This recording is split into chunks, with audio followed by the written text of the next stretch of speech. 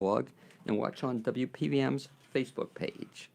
And I'm your host, Blaine Greenfield, and each week we focus on the Asheville theater scene as well as positive news and information about people and organizations in the Asheville area.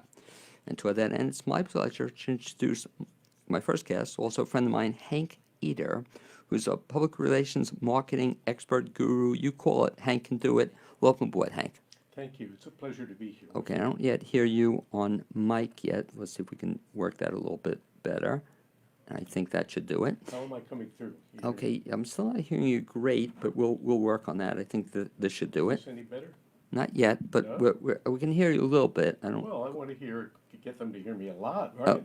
okay, there I think we I'm are. coming through the headphones a little bit now. You can hear it a little bit through A the little bit, headphones. yeah. Okay, and you're on the mic. Anyway, Well, welcome aboard, Hank. You can also see and hear Hank on Facebook Live. Hank, I want you to wave to all your fans and friends in Facebook world. Hey, everybody out in Facebook world. Okay, and I should mention that Hank has a media background that goes back several decades. He began as a general assignment news reporter in Miami, Florida, including some time with the Miami Herald. Hank has been working in advertising, PR, and marketing agencies. His current business has been running since 2010 in Western North Carolina. Hank's specialties are press releases, publicity, content writing for the web, e-commerce, website design and construction, blogs, branding, core message development, crisis PR, and more. I got to say, Hank, I like what you said off the air. It's kind of interesting. We were talking about, what you do, and I love your attitude. You have a philosophy that if somebody asks you to do it, you're going to kind of do it. That's right. Because as you know, and many people who are solopreneurs, they run, a one-person business like I do, although I work with associates to do different things, but that's another story. But we solopreneurs have a can-do attitude, and early on, I went into this for the writing almost exclusively. But then as my clients needed web design, I got into web design because you certainly always want to say yes to the people who want your services. So, yeah, that's what it is. And if you can't do it right up front, you learn to do it and get it done. Well, that's interesting you say that, in that you mentioned you learn how to do it. How do you pick up stuff like that? So I've been very impressed with you since I met you, that you have all these additional skills you picked up, I guess, over the years. That is true. You know what they say about the mother of invention being necessity. That makes me think of Frank Zappa, but let's not go there. But these days you can learn to do a lot of things online. There's how-tos on everything. But basically, as far as how I got into web design, is I had a young lady who used to do it for me. And then when she took a full-time job somewhere and could no longer do it, I dug into the sites that we had already built to be able to do maintenance on them. And then once I fully understood the guts of them and how you put together e-commerce WordPress sites, basically, I started doing it. And over a period of like 5-6 years, I've gotten pretty good at it. I can design some very beautiful websites. Now, when you learn something, and again, you picked up all these additional skills, do you learn it by just researching on the internet, or do you look at YouTube clips, or a combination of both? How do you pick up something? Combination of everything. I am a visual learner, but I'm also an auditory learner, so I like to see it done, and I like to then get hands-on. I like to hear it and feel it. Basically, that's how I pick up new things. And I think your background is kind of interesting, and I think it's helpful to people as well, in that, as you mentioned, or as we mentioned, you started out as a newspaper guy. Is that correct? That's correct. You were a reporter at I was a one point in time? reporter. I was even an editor for a short time in the Tampa Bay area of a small entertainment newspaper. Okay. And then all of a sudden, I guess, not all of a sudden, but over a period of time, people stopped reading newspapers, I guess, a little less so than they used to, or print newspapers. That's correct. So all of a sudden it just hit you that you better do some different kinds of things? Well, I've had a long and varied set of careers over the years. I've always been sort of the Renaissance person who branches out in a lot of different areas, and I've done a number of things. I've worked for ad agencies, I've worked for PR firms. Again, we mentioned newspapers. When I hit my late 30s, I got into this idealistic period where I wanted to give back to the community. And I spent 16 years after that as a public school teacher, and I taught broadcast journalism and print journalism. And that was a lot of fun teaching broadcast journalism. Essentially, I taught middle school kids how to make television shows. That was a blast. And then when I left education in 2009, I went back to my roots and started this PR business that I've been in since then. You know, in terms of talking about your roots too, you and I should talk off the air about maybe we'll get you to do a show on WPVM. I'm serious about that. You know, it might be kind of an opportunity for you. It's always been tempting.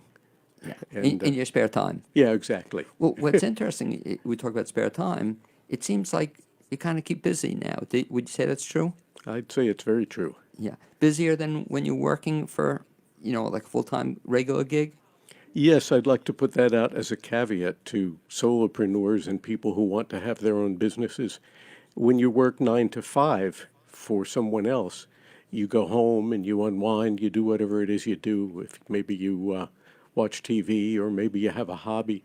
But when you are a solopreneur, you find out that you're working a lot. You know, it's 60, 70-hour work weeks are not out of the question. And I think that's one of the strengths you bring to what you do, that you're here to actually help people who work for themselves, you know, and you know, I've talked a little bit about this, but let's elaborate on it, is the idea that if you work by yourself, you can do it all, but sometimes it's helpful or easier if you have somebody help you. That is correct, and that's one of the reasons that I'm a firm believer that small business especially should outsource certain things that they need to do. In many cases, their publicity. Small business owners may be great at their business, but they might not be great at publicity, and they may not be great writers, for example. So if they need things like press releases or company, materials, it's best to get that from an outside source. And one of the advantages of that is that they don't have to keep a payroll, and sometimes having someone from the outside that's not totally tied into the way things are done on a daily basis in the company is a good thing too, because you can have a broader outreach for the customers of that particular company. Well, it's funny you say that, because when I've worked with small business clients with SCORE and some other small business center at AB Tech, I find just what you're saying is so true, that people spend time to get the business off the ground, but they don't think about the marketing of it. They don't think about the publicity of it. They don't want to spend any money on it. You know, they think it's just going to happen. And the expression I use, you may have heard it, is that, what is it, advertising you pay for, publicity you pray for. You know, That is a good one. but you have to work it, though. Is that correct? Yes, you do. You have to be out there. And that's one of the things that I recommend. You know, I have a free video that I give out on my website, and it's called The Art of Schmoozing. And schmoozing, well, you and I know what schmoozing is. Sometimes But for the benefit of people don't. Yeah. yeah, exactly. Schmoozing is, I would call it the gift of gab. You know, the ability to get out there among people and just get your message across, but be warm, be friendly, be sincere, be real. And when you are out there doing that, when you are schmoozing, which is a Yiddish word, I want to backtrack a little bit and say that a lot of common words that we use in English actually come from Yiddish, which was the language of the Eastern European Jewish people. Schmoozing is one of them. When you're dragging something, you're schlepping. If you're having a light snack, you're noshing. And people use these words all the time, and many are just not aware that they came from the Yiddish like that. But when you master the art of schmoozing, as it relates to business networking, whether you're going to specific business networking meetings, which happen in all communities, and they're easy enough to find. I show you in my free video, The Art of Schmoozing, how to find business networking meetings in your area. When you master that art, you get out there and people, they get to know you and you get to know them. One of the most important things that I point out in that video is that it's not just enough that you get out and talk and schmooze, but you have to be willing to listen. Because when people sense that you care about what they're doing, they also start to care about what you're doing. And that's one of the key lessons in my art of schmoozing. And I think that's a great point you're making because people know about networking or they go to meetings, but it's not just enough to just go to the meeting. You have to go beyond it. And I think that, would you say that's kind of what schmoozing is?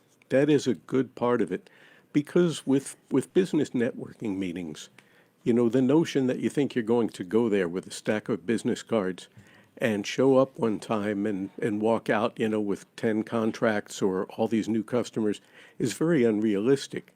It's a familiarity that gets you new clients, new friends, new business. And the people in the room may not be the people that you actually end up doing business with, but the more that you get to know them and they get to know you, when they hear about somebody in their associations that needs what it is that you do, now they know you and they trust you. And they're liable to say, well, you need this, you need a press release. My friend Hank can do that, so give him a call. And that's part of the notion. And it's one of the things that I teach in the art of schmoozing. It's consistency. You need to be out there. They need to know your face. They need to know what you represent. And they need to feel that you are real, that you're not just there to sell, sell, sell. You're there to help them as well, because when you get into this notion of being at networkings on a regular basis, you also hear about what all of them are doing. And you do the same thing. Oh, yeah, you're trying to sell your house? Well, I know this realtor, and she's got a great reputation, and you ought to go see her. And from what I've seen, you do this as well as anybody I know. You know that. Oh, thank you. No, I'm saying because I've been to a couple of events with you, and that you certainly speak to lots of people, and they know you, and that's kind of, I guess, part of it, that people want to know you and what you do. But you do it, and to your credit, it's not kind of like a hard sell. It's just the kind of you're out there to help people. And that, I guess, ties into the video, which you're offering to our listeners or to anybody else. You have this video that's available at no charge. I love the title again, The Art of Schmoozing. Talk about the video. What do they get from the video if they get it? Well, there's a number of things on the video. I call it a schmoozer's bag of tricks.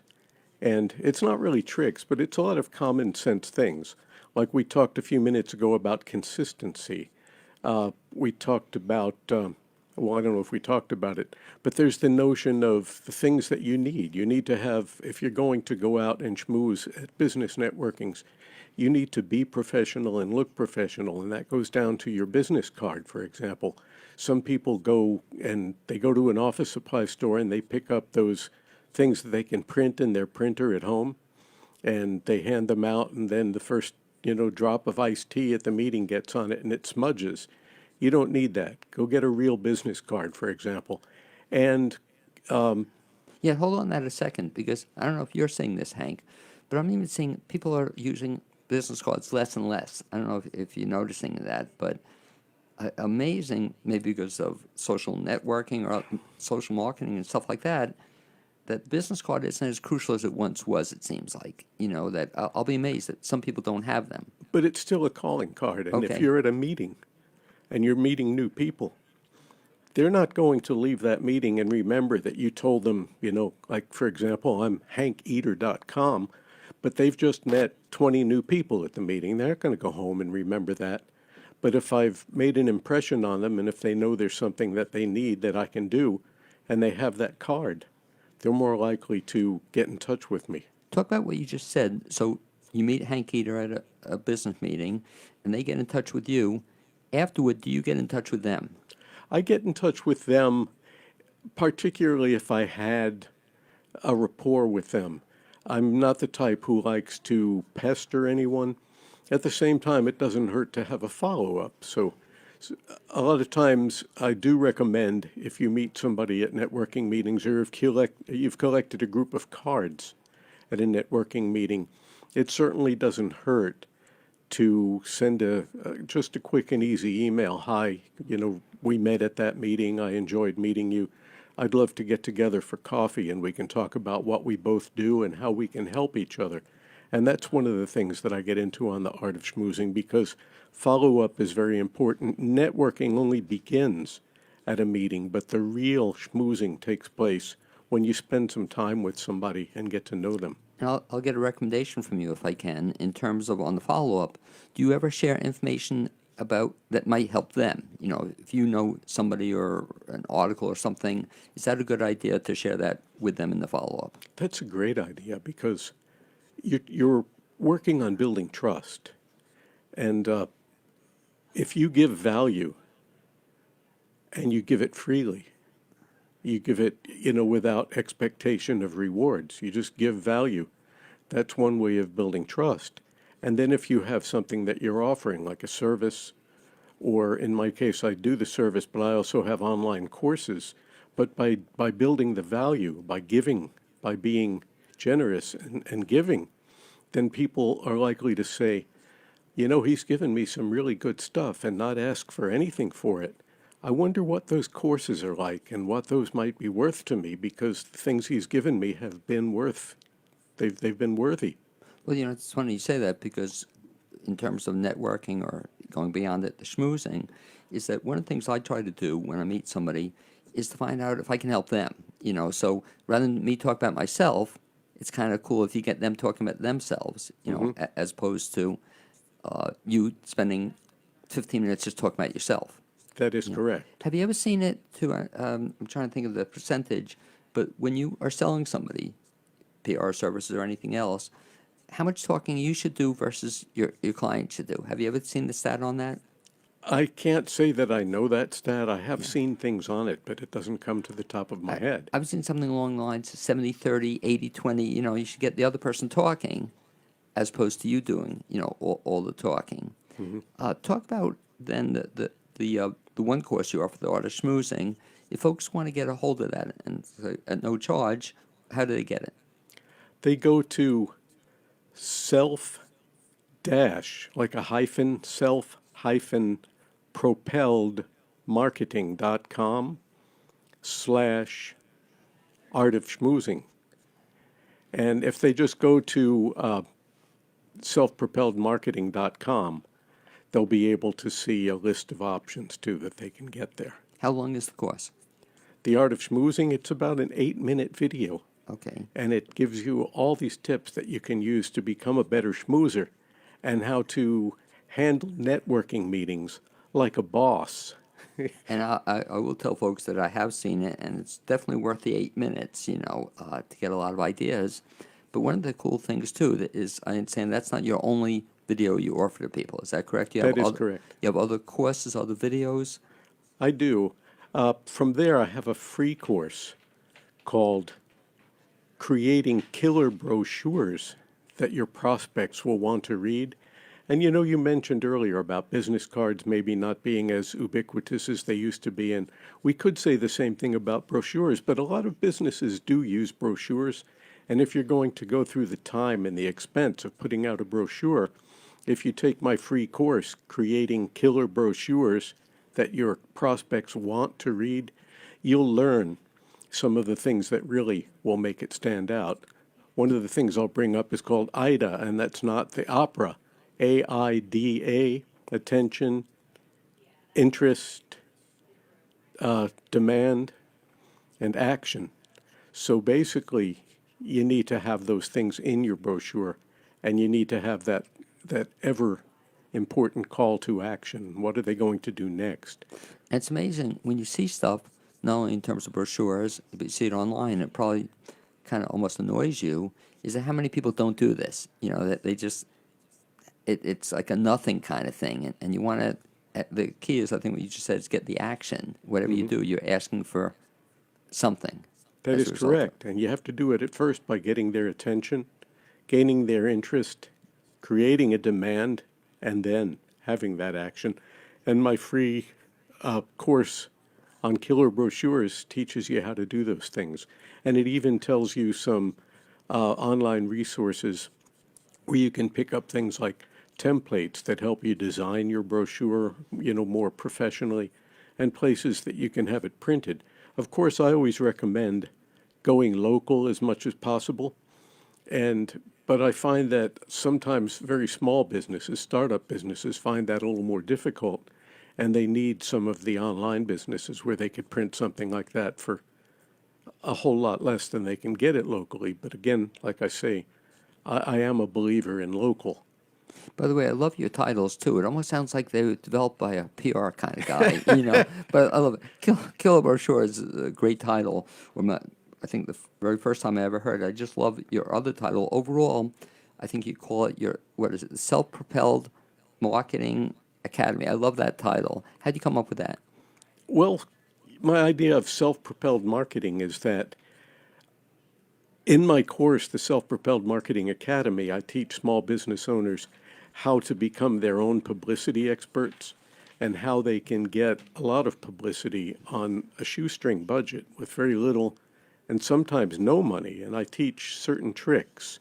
And among them are like, and this one should be a no-brainer, but it's amazing how many people don't know it. Using local newspaper calendars for events.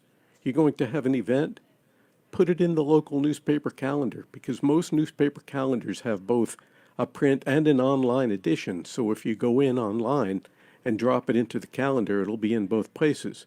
There are some publications that will only print that if you're a not-for-profit, but a lot of them are happy to just print your event, even if you're not a not-for-profit. Do you find people read those? If they don't read the newspaper so much, the younger people are looking at it online. When you're looking for things to do, they go online. And you know, we have local publications that have online calendars and online schedules of events, and people do go to that. I find that folks who are closer in age to you and me might look at it in print, and the younger people like to look at it online. The younger folks aren't buying newspapers. So you're talking like you and me, people in their 40s. Is that Yeah, correct? exactly. Well, it's like, just to digress, I'm listening to the news the other day about the virus. I'm really getting upset when they talk about, you know, you have to be careful, older people. And then they define older people as my age. There you go. Whoa. But, you know, it's so funny you say about the calendar also, because it's amazing, Hank, as you know, I'm kind of a theater guy, and I'll look in listings, and I'm amazed at how many theaters don't even put their free listings in there to tell people that they can come see a show. They just don't know that they can. Yeah. And that's one of the things I teach. I also teach, in this course, I have a 6-module section on writing press releases, the art of press release writing. And that's something that is not dead. I mean, you get a lot of publicity out of press releases on a local level and on a national level. I teach both in the course. I have a mini course on developing media contacts, how to find the gatekeepers. That's also part of Self-Propelled Marketing Academy, which is the flagship course. And the people who take the mini course automatically get a coupon, you know, good for what they paid for the mini course, off the price of Self-Propelled Marketing Academy, because it's a section that I took out of it, because I found a lot of people wanted to know that. And a lot of people aren't going to sit down and write press releases, even though I'm teaching them how. A lot of them still want to hire, they want to go out and outsource it. But by teaching these things, they have a better idea of what it is that they're looking for. Well, even hold on that one, Hank, and I think you're on target. It's the same thing when people use an accountant. Nothing wrong with it, but I think it's a good idea, as you said, to have the basic understanding of what your accountant does. So by taking the course, even if you choose to outsource it, you may choose to hire Hank Eder, that's okay, but at least you know what you're looking for or seeking, because when you think about it, we've never been taught that in school. You know, I don't recall ever anybody teaching me a course on how to write a press release. No, I don't recall that either. I remember courses on how to write expository essays.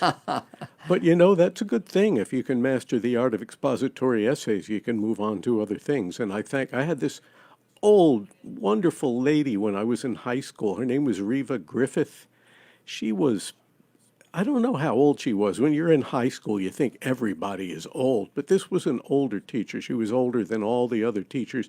She was a little white-haired lady, just the most pleasant, sweetest. But she taught us suppository essays. You know what a suppository essay is? It's an expository essay where you're supposing. Oh, my, I love it. Good comeback. Yeah. She taught us expository essays, you know, to a T. You had to really rigorously please her with expository essays.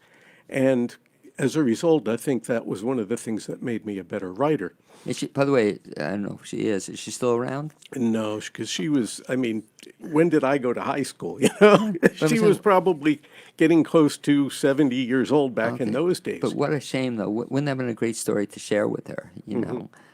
That's really cool. So I'm sorry I cut you off. You were going to say, Yeah, so I have that. I have also in that Self-Propelled Marketing Academy, I teach using flyers and brochures to publicize events.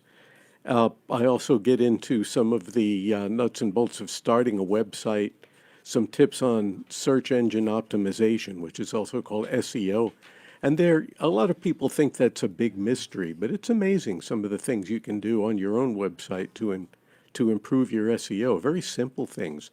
I also want to put out the caveat that anybody who tells you that they know and they understand the Google algorithms and they've got it all down, they're not telling you the truth. Either that or they are deluding themselves because nobody really understands the Google algorithms. I don't even know if Google understands it. and so true. The same thing about Facebook.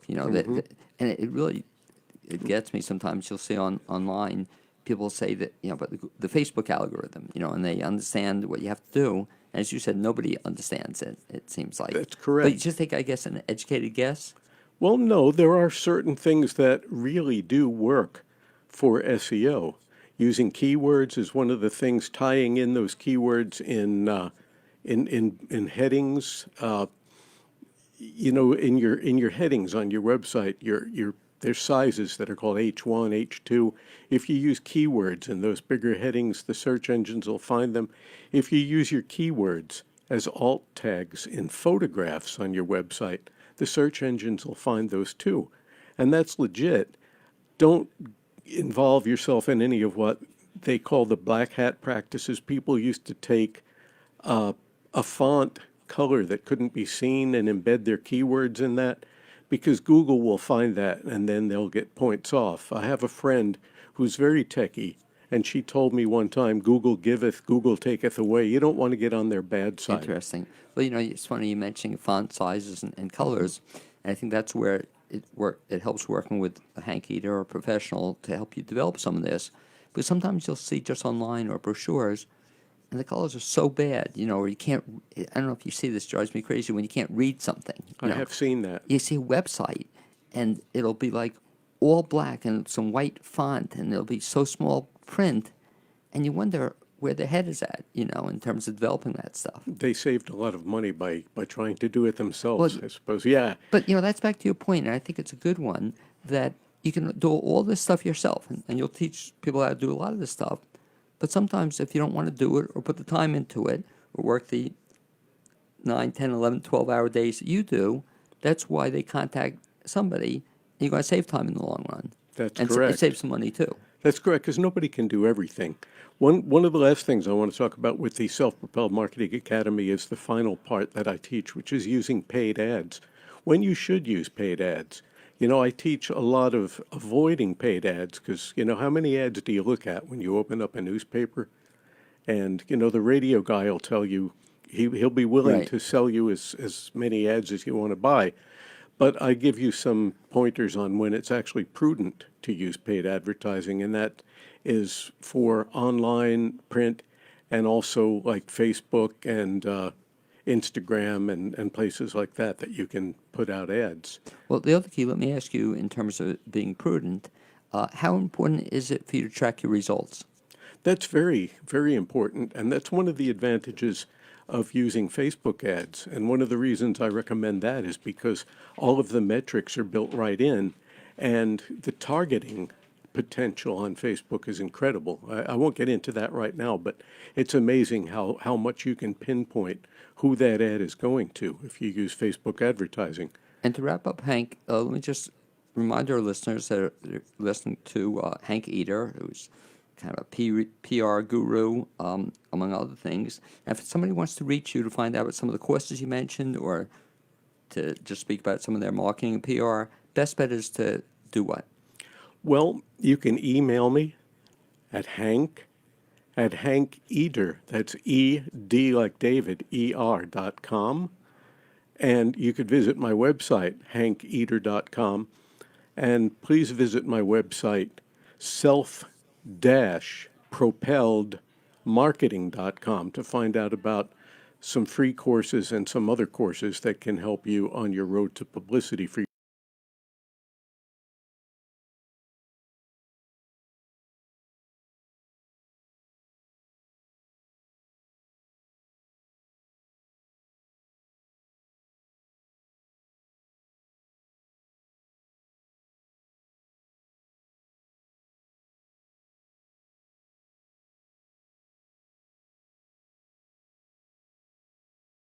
Visit the Grill website at grillmoviehouse.com or the Grill's social media pages. Also, as our next guest works his way into the studio, I'd like to mention some of the upcoming shows that are happening in the Asheville area. And one, of course, is a show called Trader. And that opens on the, let's see, it opens coming up on, it opens soon. It opens, I'm trying to think, in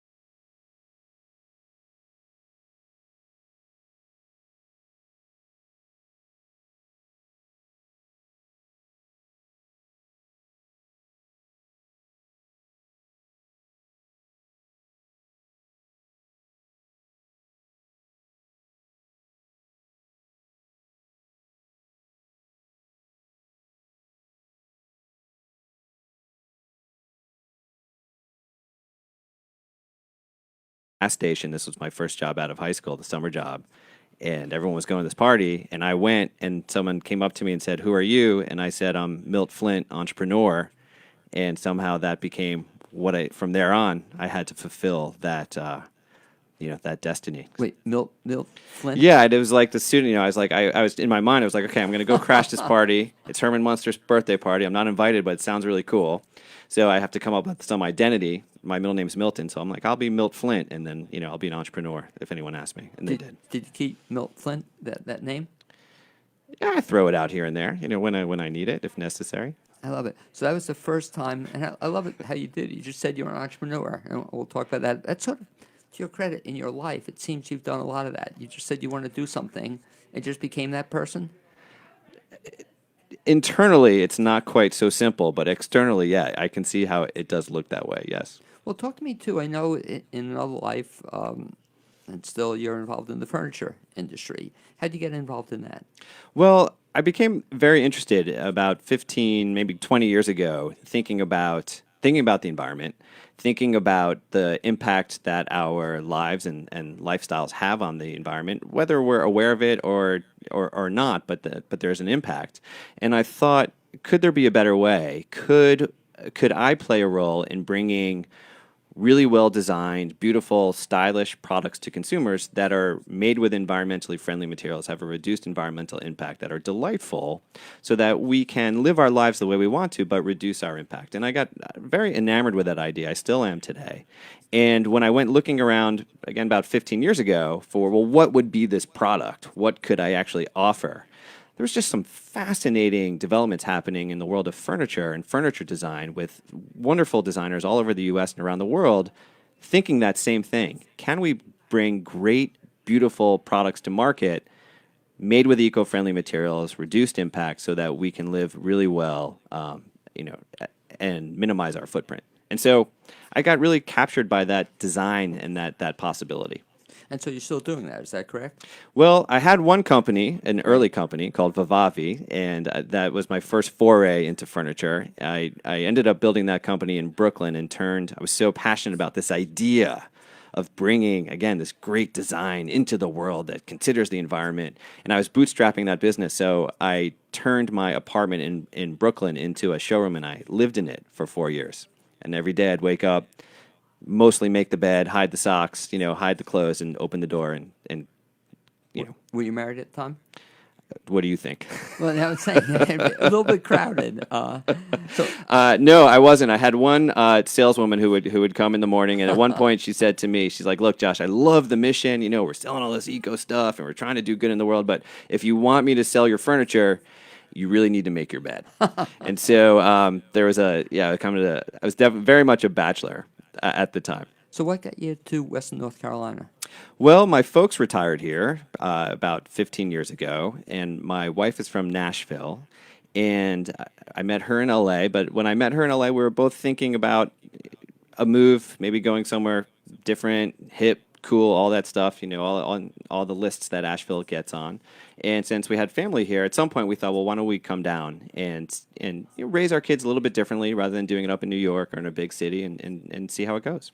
And so I think that's how I might have been how I first met you. You still had the company. It was the company is what Simbly. So Simbly is now my second foray into Right. sustainable furniture. I started that last year with a factory in Hendersonville. We would have met. I think we met in a Chinese restaurant at some sort of networking Oh, that's event. probably, yeah. Yeah, going back a number of years. But so what got you into then starting Simbly? Well, so I went on, post that first company, Vivavi, I went on to do a whole bunch of different things. I randomly had a radio show and TV show called The Lazy Environmentalist. I went back into the startup world, came down here, helped startups here in Asheville, running something called Venture Asheville. But I never, design is something that I gravitate toward, and just the possibility of enabling consumers to have incredible design that is also, very much considers the environment in their lives it's like this North Star for me. It's like this aspiration that I can't let go of. And so being here in Asheville and working with so many entrepreneurs over at Venture Asheville and trying to build this, what we call the entrepreneurial ecosystem, my entrepreneurial energy kind of got rekindled. And I had a furniture entrepreneur come in one day to our offices, and he was looking to get started here in Western North Carolina. And it just, something in my head just snapped. And I said, you know what? We live in furniture country. I bet I could go find a factory. I know some wonderful designers. I reconnected with one of them who's out in Portland, Oregon. And we just said, hey, let's bring this back and let's see if we can make a furniture company where the furniture is made in America. We're going to use all sustainable materials. We'll be as eco-friendly as we possibly can be. We'll have wonderful design, and we won't wholesale. We'll go direct to customers to keep prices attractive and see if we can do something really unique and different. And so that's what we're doing. Now, do you do any of the design yourself? I don't do the design. I am in this company. I am the business side of things. So I work with the factory, handle marketing, customer service. But I have just a fabulous designer who 12 years ago, or back in 2007, was on Time Magazine's Style and Design 100, one of the top 100 designers in the world. Actually, the table that anchors this new furniture company, Simbly, was modeled on a table that is was celebrated by the Cooper Hewitt Museum. And so there's some great design pedigree. I'm very attracted to it, but I'm not a designer. So if people want to find out, first of all, about Simbly, best bet is to do what? The best bet would be to go to Simbly.com, which is, you can think of it like mushing simple and assembly together. I love so it. It's Simbly.com. Okay, and they'll find the whole everything they can You'll find see. everything there, can see our products, can get on our newsletter and stay connected. We have we started with what we call a capsule collection of a dining table, a desk, a kitchen table, coffee table, benches. It's a really clever design that is also designed for rapid assembly. And we think what's also unique, you can disassemble it really quickly. So if you're having a dinner party, you want to take Cool. your table down, or you're moving. But we have some fresh new products coming, some shelves we're working on that are really, really neat, and some other products too. So yeah, you can see all of that at Simbly.com. Now, you mentioned you're out of Hendersonville, right? The factory's in Hendersonville, yeah. So Can people come to see the factory? not quite yet, but if people are interested in that, if they want to email me at josh@simbly.com, maybe we could work something out. Okay, and so the idea of this eco-friendly products. So you add. It seems like you're planning to add to your product line. Yeah, so we work with wood, and we're not doing things with cushions or what I wanted to see if we could do was figure out a way to make this product in America. And to make furniture in America, frankly, to make anything in America, it's more expensive than doing it in Asia or China, where a lot of manufacturing from North Carolina moved to. We're really committed to doing it here. To do it here, one of the ways you figure that out is the fewer hands that have to touch it, you can keep costs down. So we're excited to be working with a factory here and be supporting jobs here in Western North Carolina. But to do that and to scale it, we'll continue to move into like beds and shelves and other things along those lines. So we have a roadmap of more product that's coming. How many products do you have now? Well, right now we have a dining table, a really cool, sleek desk, this contemporary kitchen table, is kind of minimalist coffee table, and benches that can stand alone, as a lot of people buy them just to put it in a foyer or an entryway, but also go with this dining table. And what's cool is we ship the dining table, we ship all of it UPS, but because it's flat pack, which makes it very efficient, but so easy to assemble. But you actually get like the 7-foot dining table shipped to you kind of UPS. It's sort of mind-boggling, and then it just goes together very quickly. Okay, it's relatively easy to put together. You could do it in about 3 minutes. Really? There's no nails, no screws. It's a very clever design, and again, we set it up that way. And we also, one of the things we were trying to do, this is with flat pack furniture or collapsible furniture, we wanted to design it in a way where once it's assembled, you would have no idea that it actually is furniture that you assemble. So we hide all of the components to where you actually just, you tighten. We have a little hex key that you use, and we found these really cool fasteners that are made in Switzerland that are high quality. It's a very unique system. So yeah. It's kind of cool. So you mean even I could figure it out? You think? Well, Blaine, I don't know. And just spending some time with you before we went live, I have my, Yeah, I'm your concerns. skeptical, yeah, but probably. And so, what do you see the company? Where do you see going in the future? Our goal is to, well, I should say we got fortunate very quickly. We launched last year, and we've partnered with West Elm. So you can find our products also on West Elm through a local maker program that they have. There's a possibility that we may be able to, what we would call showroom, get some of our products onto the floors of their furniture stores, which would be wonderful. That'd be a place to see it.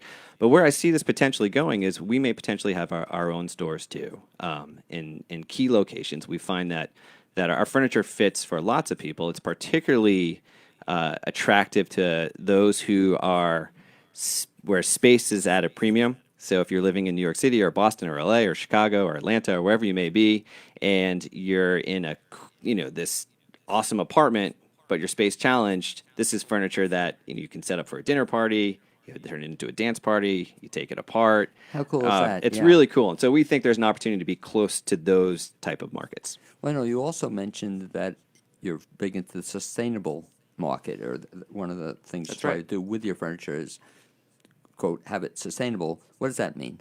Well, for us, sustainability starts with really considering materials. And so for Simbly, we make all of our furniture with what's called FSC certified woods. FSC stands for Forest Stewardship Council. And what that means is the wood that we use, there's a whole chain where you can verify that it's come from a forest where responsible forestry practices are in place. So what that means is you're not just clear cutting, and FSC is also, it's the gold standard if you're looking to to bring any product that comes from timber into your life, whether it's paper or furniture. It also considers it's a designation which means that there's policies in place in those forests to protect those communities that depend on those forests for their livelihood, to protect the animals that are there, the biodiversity, the rivers. It's a wonderful thing. And so we want to make sure any eco-friendly product, you always want to think, well, what is this made of? Right? Does it come from recycled materials? Does it come from materials that can be replenished very quickly? Bamboo, for example, grows very quickly. So that's the primary thing. And then, of course, you want to think about what are the finishes? What are the adhesives? Are they toxic? Are they non-toxic? Do they have something called VOCs? And so we just say, look for materials that are consider the environment.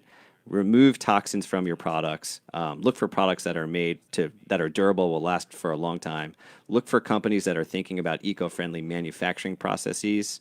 Do they run on solar? Are they cutting efficiency? Are they cutting waste? And then ultimately, can that product be recycled at the end of its useful life? For furniture, that can be tricky. It's hard to recycle a couch. I was going to but say that, yeah. Are there components that can be taken apart and be easily recycled or reused into another product? Those are the 5 things: materials, toxicity, quality built, eco-friendly manufacturing processes, and then recyclability at the end of its useful life. So if people go on your website, they'll see information about all this stuff? We have it all there, and we talk about our vision to become what we would call a climate positive furniture company. There's no such thing exists today. It's an aspiration. But what that means is that we think about all of our practices as a business. Can we reduce our impact so low that we would actually be able to restore more to nature than we take? So we think about renewable energy. We're not there yet. We think about minimizing waste. We think about how we can ship in really space-efficient packages. We think about all these little details that ultimately that is our goal. And there are just a few companies in the world that are paving that path. And we think that that's an opportunity, and we think it's also our responsibility, and we think it's something that consumers appreciate too. And you also, I'm very impressed with the fact that you also want to keep the idea that it's all American-made, and that's part of the drive behind your efforts. It is. I'm certainly proud of the fact that it's American-made. What inspires me is to say, look, I live here. This is my community in Western North Carolina, here in Asheville. And so if we have an opportunity to make our product here, to be part of this community, to support the economic vitality of our region, to do something that goes against trends where so many furniture companies outsource for cheap labor overseas to do the opposite, that to me is someone who is entrepreneurial, who wants to do things differently. I want to see if we can do that, but I think it's really, the satisfaction is in recognizing I live in this community, and I'm not just building the marketing side of my company here, but we actually are really kind of in the industrial side too, with a manufacturing facility. I think that's a wonderful thing to be able to have the opportunity and to try and figure that out, to support those kinds of jobs and make sure we have a diverse, thriving economy. And in terms of supporting the economy, supporting the area, now I kind of recall, if not the first way I met you, one of the first ways is that you also were big into the Asheville area in terms of a couple of different kinds of groups where you were supporting other entrepreneurs. And I thought you just did a fantastic job on that. I mean, it's like you were this cheerleader for businesses in the area. Talk about that part of your life. That was a wonderful, fortuitous opportunity. When we moved here 6 years ago, I had spent a couple of years building a business unit within Amazon, a national organic e-commerce company called Vine.com. And we came down here thinking, okay, maybe we'll start a new company. But I ended up meeting Clark Duncan, who now is the executive director of the Economic Development Coalition for Asheville-Buncombe County. We were neighbors, just getting to know each other. And he said, hey, look, we have an opening for someone to head up entrepreneurship and try and build out a strategy for the city and the county and build this thing called Venture Asheville. I felt that coming from working in the startup world in San Francisco, in New York, spending time out in Los Angeles, you're never going to get that kind of opportunity in those cities. It's so rare. And I thought, gosh, here's a city, and part of the reason why we moved here also is because it shares my ethos around sustainability, around local, around the environment. Not every business that we would support would be all of those things, but I thought a lot of them would be. And how cool would it be to do this in a town that is thriving, that just the culture that we fully embrace. And so so I built this thing called Venture Asheville, and we thought, can we help entrepreneurs? Specifically, can we help what we call high growth entrepreneurs, businesses that would be headquartered here but selling beyond Asheville, serving markets maybe in the region, maybe across the U.S., maybe globally, and what would they need? And we developed a very simple model, and we said, okay, to make that happen at scale, time and time again, you need strong entrepreneurs, so let's build some foundation to help support entrepreneurs. Let's build a mentor program, which still exists today, run by Jeff Kaplan, who's taken over as director of Venture Asheville and doing a terrific job. Let's go build this kind of mentorship, entrepreneurship program. You need great investors, so we started this angel investor group called Asheville Angels to bring investors together every month to look at opportunities. You need lots of talent, so let's figure out how we get people connected. And then you need everybody connected. So you need entrepreneurs, you need investors, you need talent, you need mentors. Everyone needs to know each other, build trust, build relationships. And so we started a lot of events. We started 1 million cups of coffee. Still going. We helped get Startup Weekend off the ground, which is now called Hatch This. We put that original team together. So we put some of the things in place that are still really important to this, what we would call Asheville's entrepreneurial ecosystem. And two cool things I think about it is that one, talking about sustainability, it's exciting to start something, but have it continue. So even though you're not doing it, they're still continuing. And the other thing, Josh, if ever I saw a job that was perfect for a person, it seemed you were the perfect person for that particular position. I mean, it really fit you to a T. Would you say that's true? Well, first, thank you, Blaine. I just appreciate that. I took great joy in it. One of the things that I love to do is meet someone and kind of grasp, okay, what do they need? What could help them in their journey? What are their interests? And then make the links and the connections that helps that person on their journey. And when my son would ask me, and he would say, well, Daddy, what are you doing? Why do you have to go to that meeting? And I would get to say to my kid, it's a little corny, but I would say, Shep, my job is to help people's dreams come true. And that's what I think it is when you're helping entrepreneurs who have that passion, are risking so much. There's so many other paths you could take, which, may or may not be easier, but are certainly, there's less on the line. And I have so much respect for the entrepreneurial journey. It's hard. I mean, I have found it's one of the hardest things professionally you can do. And so it was very gratifying to be in a position to be able to help this community and help entrepreneurs.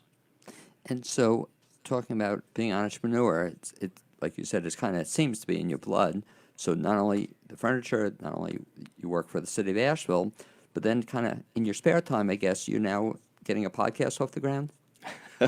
Or you've been doing it for a while. Well, we launched it back in October, so I've been working on this for a few months. It's called The Last Environmentalist, and that can be a heavy title. I used to have a radio show and TV show called The Lazy Environmentalist, where I would help lazy Americans go green in their everyday lives. Having worked here also in Asheville for the Collider, right, which is our center for innovation and entrepreneurship, helping cities and communities and countries prepare and adapt to climate change, my thinking shifted over the last couple of years being in that role, leading that organization. And so I started this new podcast called The Last Environmentalist. The setup is we're the first generation in human history to have the data to know what's coming. It's kind of an amazing thought. And potentially the last generation, when we think about climate change, with a chance to really do something about that. This is the critical decade, the scientific community, the climate scientists have told us, where emissions really have to come down.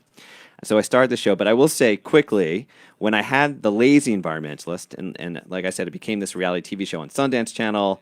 Our first season, we won this big award. I was invited out to the Hamptons Film Festival in Long Island, the tip of Long Island, and this opening night party in Montauk, and they sent a car for me. I was like VIP. I felt like I had arrived. It was this awesome, culminating moment of all this hard work. We got to this party. There's a woman there who's my chaperone. She's there to take me into the party and introduce me around to all these like beautiful Hollywood people.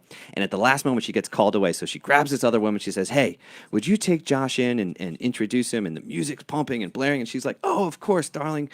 Come on, let's go." And she grabs my arm, but I see she turns back over her shoulder and she yells to this other woman, "Who is he?" Right?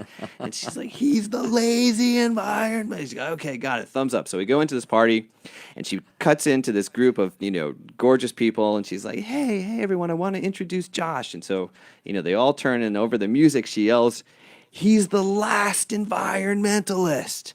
And so, they're all confused, and they're like, "You are?" And it was too loud, and it was like, "What? Wait, no, this is supposed to be my moment." So it wasn't quite the moment I was hoping. So I say that to say on the show, we talk about a subject which is deadly serious, but we don't always take ourselves so deadly seriously. We try to make it accessible and have fun. And my ultimate vision is to talk about how can you solve climate change in ways that actually makes life better, so that it's a win for the planet, but it's also a win for the people who live on the planet too. By the way, as you're telling that story, I was a little disappointed because I thought you were going to tell me that's how you met your wife. She was the one who shouted at the party. Well, I'd love to come back and tell you about that because my wife actually is a professional stunt woman, and we met in L.A. working on the TV show. Okay, so Yeah. it's related. But I love the title, The Lazy, one, because I could relate to that, as opposed to the last one. Yeah, I've been wrestling with that, Blaine. I really been thinking about it. The lazy environmentalist was so accessible. Right. People hear it, they get it. They're like, "Oh, I think that's me." I'm not sure if this is the ultimate name or this is an interim name for the brand to get us on our way. I'm not sure if the last environmentalist Because is. let's talk about that. Just as you say it, I can relate to, I can do lazy stuff, but last, I hope I'm not the last. But talk about the podcast now. So you were telling me this is done in a very professional studio, of course. You do this where? It's extremely professional. I took over basically the one closet in our loft, somewhat to my kids and my wife's chagrin. So we're now bringing the toys back in there too. It's very professional. It certainly works. But I will say, when I got the Lazy Environmentalist started 15 years ago, and it ultimately went to Sirius Satellite Radio, I started in my closet too in Brooklyn, and I would call my friends and I would say, "Hey, how does it sound in here?" They're like, "What are you doing?" I'm like, "Well, I'm going to do this like eco show on like," and they'd all hang up and be like, "We don't understand you or what you do." So there's, so I don't mind going back into the closet to start this show. So talk about the podcast. So there's something else you started in addition. It seems you like starting lots of things, by the way. Do you? Would you say that's true? Yeah, my energy is in starting things. I'm very much a launch, kind of person than someone who I'm not necessarily great for like, middle management or coming in to maintain something. My energy goes into getting things built and off the ground. So if people check out it's not the lazy, it's the last That's one. right. Yeah. How do they find this? You can find the podcast you can find everywhere you listen to podcasts. So whether that's Apple Podcasts, Spotify, any platform you're on, you'll find the podcast. It comes out every week. We release new shows on Tuesdays. You can find more information and more episodes at lastenvironmentalist.com. You can find my information there. Sign up for our newsletter, see the kinds of guests we're bringing on. We have amazing guests coming on who are, some are doing work to build like reusability infrastructure, trying to get rid of like the recycling can and just ultimately create like a reusables can. And there's some really interesting work in that respect. We just had a guest on, this will air next week. This guy who's creating something called geoships, which are geodesic domes. Buckminster Fuller, who spent time here in Western North Carolina, but with a new material called bioceramic that actually creates this, like, makes the dome, the vision of the dome actually come to life, that you could live in a structure that would kind of blow your mind. It's fascinating to hear about. And so if people tune into it, they're going to hear an interview, and it's a half an hour show, What is it? It's about a 35 to 40-minute show. They'll hear interviews. I do some, amazingly, or maybe not. I mean, I do like to talk. Some shows are what we call solo shows. I've really been asking a question lately, like the show that just came out this week that aired yesterday is we're asking the question, must climate change solutions be beautiful? And so it's kind of a provocative question to say, well, how do we shift our culture to really embrace climate change and the solutions, and what is it going to take for us to be open to making that happen? Anyway, I'd like to thank you, Josh, for being my guest the second half hour on the Blainesworld show. Also, thank me, Prisnash, my producer, and to Zuzu Welsh, who provided the music you heard at the beginning of the show, and I'll be hearing at the end. I look forward to having you join me next Wednesday here on the new WPVM LP at 9 a.m. Thanks for watching and listening. If we can get the